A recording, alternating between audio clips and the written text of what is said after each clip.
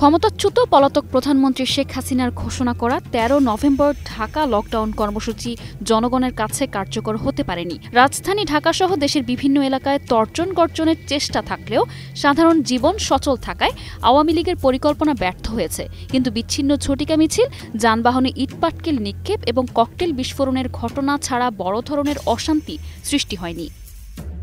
আন্তর্জাতিক অপরাধ ট্রাইব্যুনালে রায়ের দিন ধার্য ছিল বৃহস্পতিবার। তবে ট্রাইব্যুনাল জানিয়েছে রায় আগামী ১৭ নভেম্বর ঘোষণা হবে।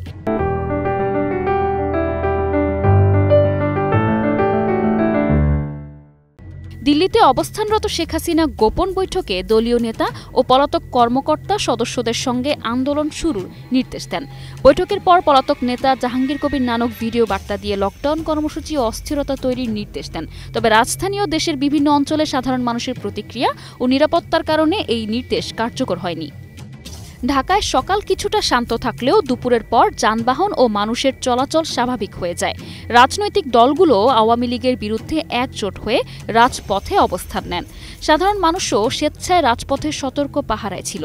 রাজধানী জুড়ে সাধারণ জীবন সচল থাকায় দলের লকডাউন ও নাশকতার পরিকল্পনা ব্যর্থ হয়। পুলিশ ও নিরাপত্তা সূত্র জানায়, হামলাকারীরা ছোট দলে বিভক্ত হয়ে মোটরসাইকেল যোগে দ্রুত আক্রমণ চালিয়ে পলায়ন করেছে। ৮০ জনের বিরুদ্ধে মামলা হয়েছে এবং ৪৩ জনকে গ্রেপ্তার করা হয়েছে। বিস্ফোরণে ব্যবহৃত ককটেল সাধারণত পেট্রোল ভর্তি টিন ক্যান ও রডের টুকরো দিয়ে তৈরি।